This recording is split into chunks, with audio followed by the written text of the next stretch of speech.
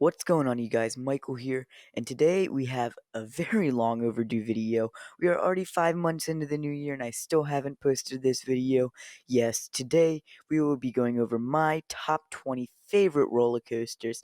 Please keep in mind that this is 100% opinion based, and my opinions change, so some spots might move up and down on this list, and keep in mind that you can make your own list. I encourage you to in the comments. And we've wasted too much time, so let's get into today's video. Coming into the number 20 spot is Flight of Fear at King's Dominion. I got the chance to ride this coaster back in 2018 and I had no idea what to expect. I knew it would be launched, but I had no idea it would have inversions. This coaster overall caught me off guard with the lap bar and the inversions. I thought it had a pretty good launch, and it was very smooth as of 2018. I don't know how it did in 2019. I have heard that the Flight of Fear at Kings Island wasn't doing too well, and it was very rough at the end of 2019. But anyway, let's move on. At the number 19 spot, we have Lightning Racer. I love this coaster. It's an incredible early GCI with a guaranteed duel every time. It is rare that this doesn't duel. Some people think this ride is forceless, but I think that it does have some airtime here and there. This ride overall is not about the forces, but it's about the experience you have dueling the other train. This ride is so much fun. Definitely ride with a friend and they're on a different train, you're on a different train than them. Do both sides, do one side in the back, do the other in the front, and this coaster is just meant for having fun. Alright, moving on to the next coaster on our list. This coaster gets so much hate and I don't know why. It's Green Lantern. I think the only reason why I don't hate this ride is because I got two really good rides on this. The coaster pulls some crazy forces on your legs, and overall, I thought it gave a great experience. This was my first stand-up coaster, and I hear that there are some worse than this and there are some better than this. This is a pretty good ride, though. I mean, it's smooth, it's a good length, the inversions are executed nicely, and it has that B&M whip, especially with those corkscrews. Coming into the number 17 spot is my very first flying coaster. This is Superman Ultimate Flight at Six Flags Great Adventure.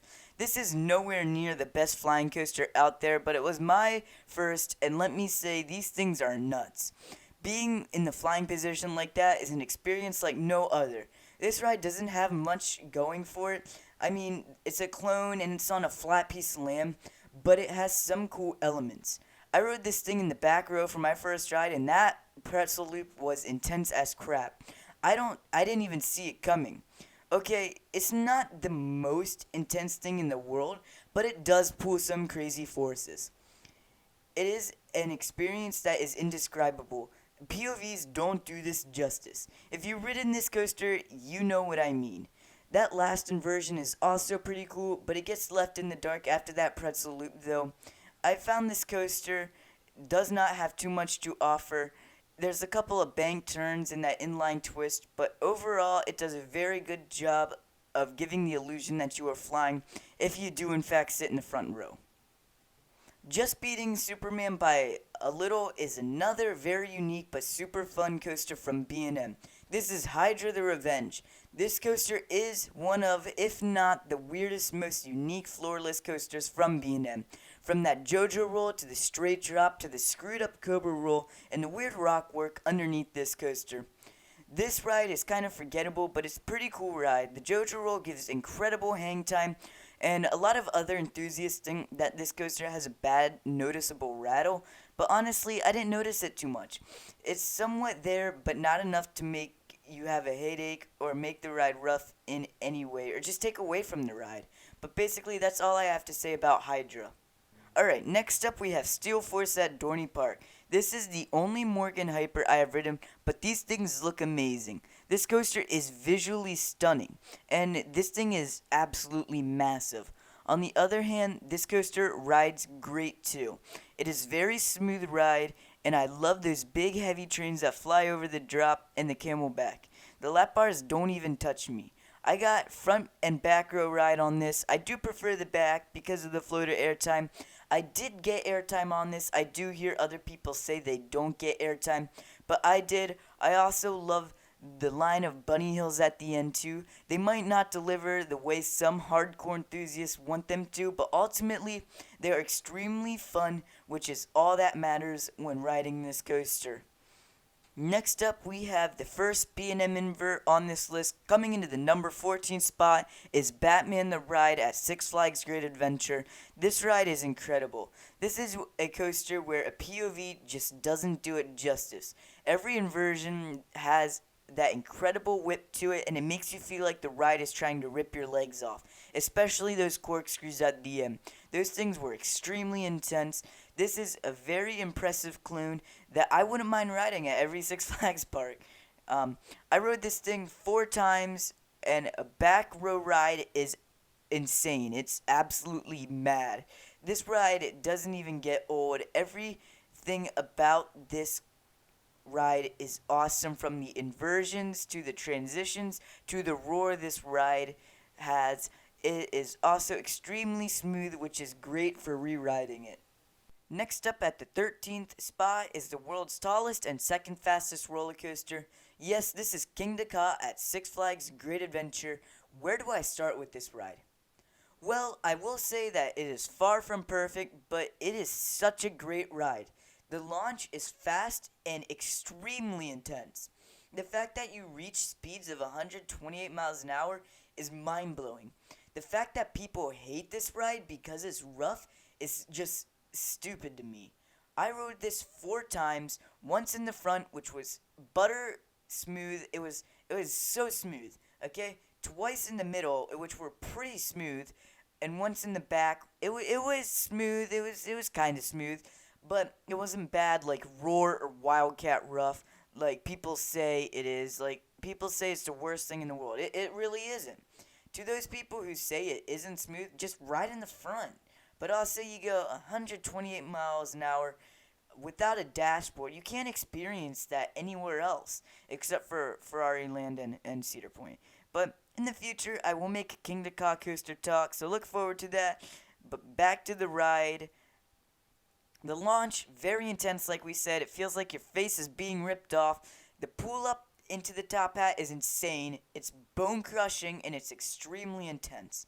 The top of the top hat offers incredible views and is amazing to be up at those heights with just an over-the-shoulder restraint and just feel the wind and the breeze that's up 468 feet in the air. This also gives riders time to think about what just happened before the total madness starts again. The drop into the spiral is weird in the way that the trim brake slows you down, and it feels super unnatural in my opinion. The spiral is super cool feeling, and the pull out at the bottom is absolutely bone crushing, just like the pull up. And the huge camelback offers decent floater in my opinion. Okay, I've talked about this ride for way too long. I need to move on. Hope you all are still watching.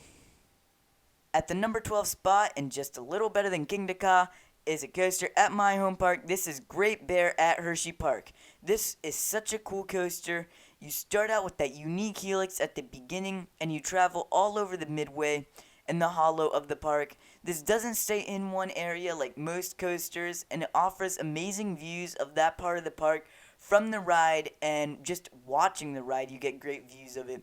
Great Bear has some intense inversions that might actually make you gray out. It only happened to me once, and it was the pull out of that vertical loop. I don't know why. I was probably a little dehydrated, and I was sitting on the left side. I don't know why. It only happened to me once. But the corkscrew is very whippy too. Alright, moving on. Coming into the number 11 spot is my second favorite floorless coaster. This is Dominator at King's Dominion. This coaster seems to get so much hate because it's just a mediocre ride. I describe it as pure fun. This ride is great. It gives such a cool feeling with no floors, especially in the front, which is definitely the way to go on this ride. This ride was my first floorless coaster, and it was also the first coaster we went on at King's Dominion. It really set the mood for the rest of the day and the rest of the 2 days, the rest of the trip at King's Dominion. And the reason why I say that was it's just pure fun. And the trip on which we went to King's Dominion, it was overall a great experience. It was so much fun. except for the fact that Volcano was closed and then it would never reopen. This ride has some cool elements with the huge vertical loop and the interlocking corkscrews and the cobra roll and those ending bank turns. I thought that was awesome, but let's move on. Okay, now we're getting to the top 10 rides that are all very, very good. Next up is a slightly better invert and my favorite invert as of 2019. My opinion could also change too. Alright, this coaster is Talon at Dorney Park. I know I said in my top 7 coasters at Dorney Park that I said Steel Force was the best, but if I could only ride one more ride at Dorney, it would be Talon hands down. Or should I say hands up. This ride is huge. It has great inversions and a very forceful helix, in my opinion. The downside to this ride is the major dead spot where I feel the coaster just meanders around for a bit. In my eyes, though, this doesn't fully take away from the ride because almost every coaster has this. For example, Great Bear has that dead spot at the tip of the final brakes where you're just that swervy track, you're trying to get back to the station, and Sky Rush, it kind of just meanders its way back to the final brake run. But anyway, Talon, overall, it's an extremely good ride. That's basically all I have to say. Let's move on. Next up, we got one of the 3 Intamins at Hershey Park. This is my least favorite of the 3. It's Fahrenheit. This coaster is awesome, but it focuses on inversions and positive G-force. All the inversions are executed very well in the way that they offer high forces, and you can really feel yourself being pushed into your seat during the inversions. There are some enthusiasts out there who think that this ride is absolutely pointless, and I do see where they are coming from. But overall, this ride is so cool. When it did open, it was the steepest roller coaster that had the steepest drop at 97 degrees. I love lots of things about this coaster, from the vertical lift to the beyond vertical drop to the forceful inversions and the corkscrews to that awesome helix and that incredible pop of ejector. But I do think that there are 8 coasters that are better than this that I have ridden. Next up, we got my favorite floorless coaster as of 2019. This is Bizarro. It looks incredible. I love the color scheme. The terrible theming is actually kind of funny, in my opinion. The drop and the mist and the fire and the saw, all the effects are great on this ride. It is also so smooth. The inversions are great and whippy, as most B&M coasters. And I also love going through the low to the ground turns and going through the cutout buildings. Everything about this coaster is just so much fun and it's such a cool ride. Next coaster at the number 7 spot is the only B&M Hyper I've ridden. It's also one of the first B&M Hypers. This is Nitro at Great Adventure. I said a long time ago that I thought Steel Force had good airtime. Well, let me tell you, this coaster puts Steel Force to shame with airtime. This coaster is huge. Going up the lift hill, my dad asked me what ride was off in the distance, and I said, that's this one. And he was like, wow, you have so much speed, and each element is absolutely huge. A front row ride gives you the views, but for sure a back row ride is the way to go to get that sweet floater airtime. You soar above and below the tree line at Great Adventure, and that hammerhead turnaround is huge, it's great. Also, the helix really caught me off guard. I'm going to let you guys in on a little secret, okay? If you ever want to gray out on Nitro, this is what you have to do. Starting at the bottom of this hill, take a deep breath and hold it in. You should do this by the time you reach the top of this hill. Hold your breath until you get to the top of that upward helix, and you should gray out because of the forces it pulls. If this doesn't work, you probably did something wrong, but I did this a few times when riding, and it totally is safe, and it doesn't harm you because 8 months later, after visiting Great Adventure, I am okay, and I also rode Intimidator 305, where you are known to black out on that coaster, and it's okay for you. I mean, nothing dangerous about it. It's 100% okay. It's a really cool feeling, too. I got to marathon this coaster with my brother and my family, mostly with my brother. After a few rides, my parents were just stopped, but my brother and I, we rode this probably 8 times in a day, and then we rode it twice the second day. Coming into the number 6 spot is the coaster that held my number 1 from the time I first rode it to 2017. This is Storm Runner at Hershey Park. This is the best launch coaster I've been on to this day. I don't know how many launch coasters could beat it. Probably a lot. I do believe that this is the best intimate accelerator out there. It has a crazy forceful launch, as always with those intimate accelerators. It's fast, it's unique, and it has rare inversions. I mean, the Cobra Loop and the Flying Snake Dive are two super rare inversions. They're super weird, but also really, really cool. You get some airtime going down that top hat and heading into the zero G roll. I also love the wacky S bends at the end of the ride, right above Trailblazer Station. Okay, now we have a coaster that I've been riding my whole life. It's an airtime monster. This is the one and only Phoenix at Knoebels. In my 2017 top 10 coasters, I said that this is as good as Comet, and they were tied, but after riding at least 12 times during the 2019 season and marathoning it 6 times in October, I say that this is better than 75% of the coasters I've ridden.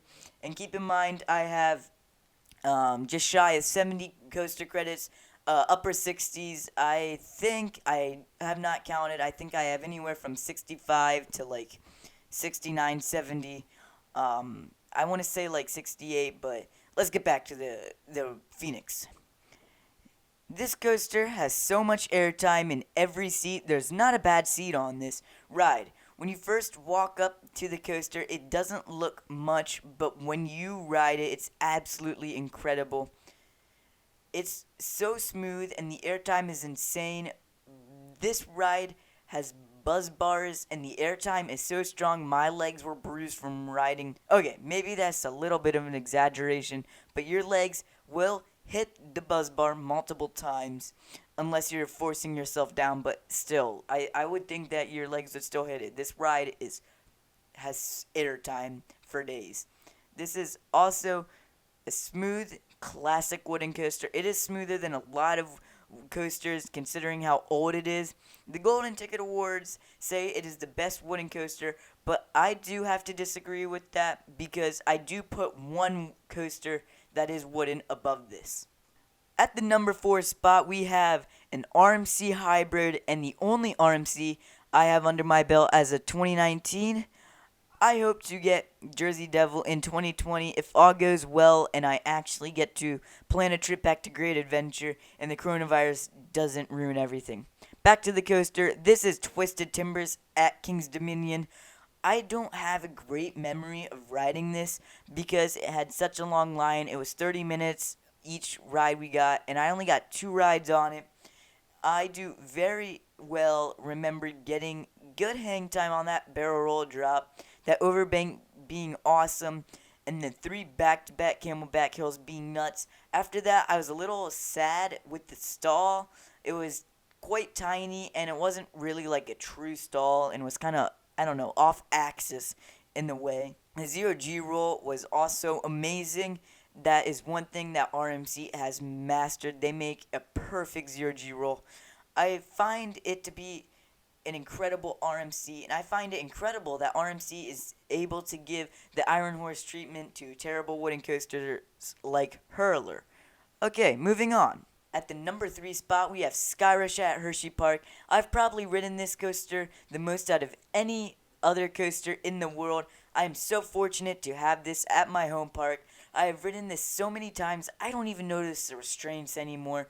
I will be making a video on how to enjoy your ride on Skyrush and not be bothered by the restraints. So look out for that a little later on.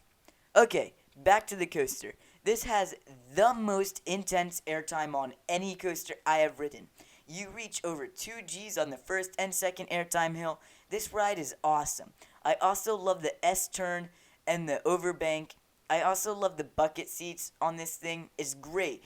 Definitely get a back row left bucket seat ride on this. You feel like you're being hit by a train when you go down that drop. It's nuts. You have to ride it to experience what I'm talking about. It's insane. This ride is very smooth, and other people have said they have found a noticeable rattle.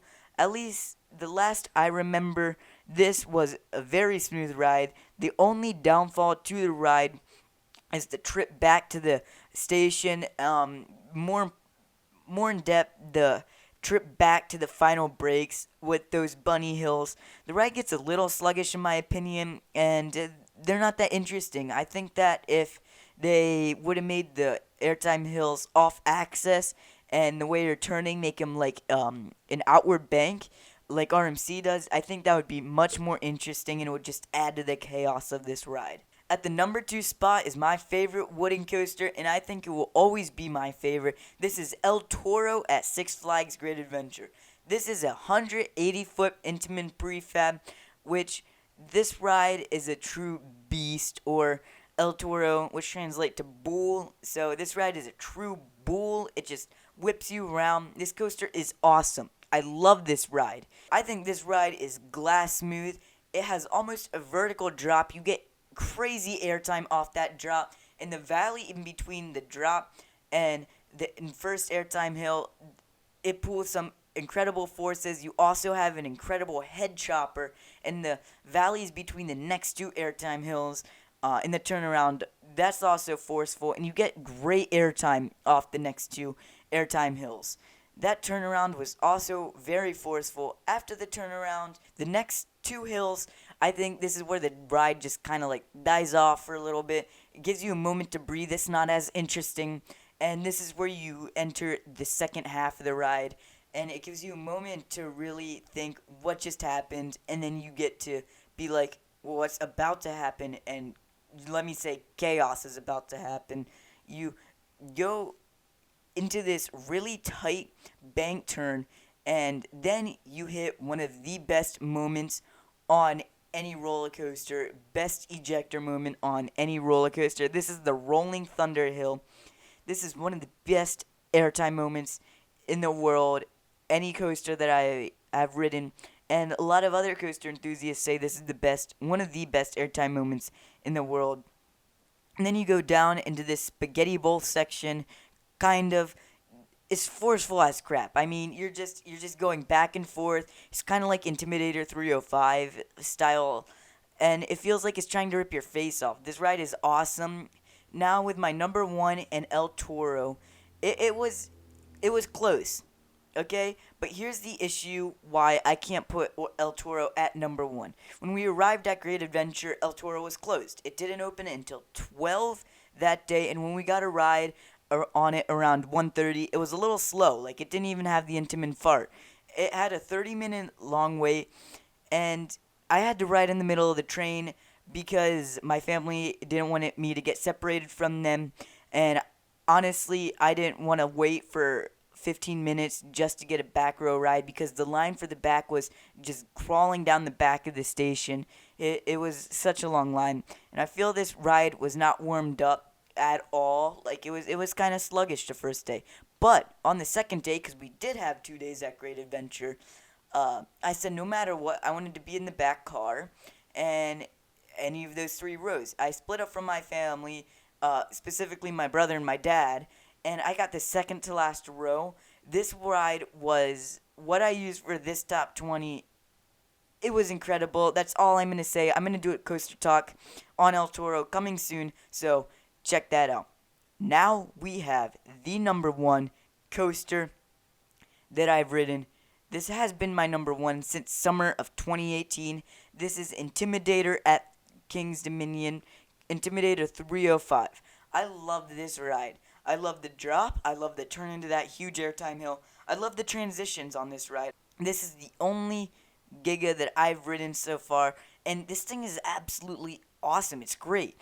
It has weak airtime moments, but it's okay because everything else about the coaster just makes up for it. Apart of this coaster being great, both days we were at King's Dominion, I rode this thing a combined total of 12 times, marathoning it 8 times one day, and then the second day we were close to getting sunset rides on it. We got 4 rides on it that time, and it's sad because this thing doesn't have a line because it's so intense it scares GP away, but it's nice for us in coaster enthusiasts where we get to ride it and we don't have a line.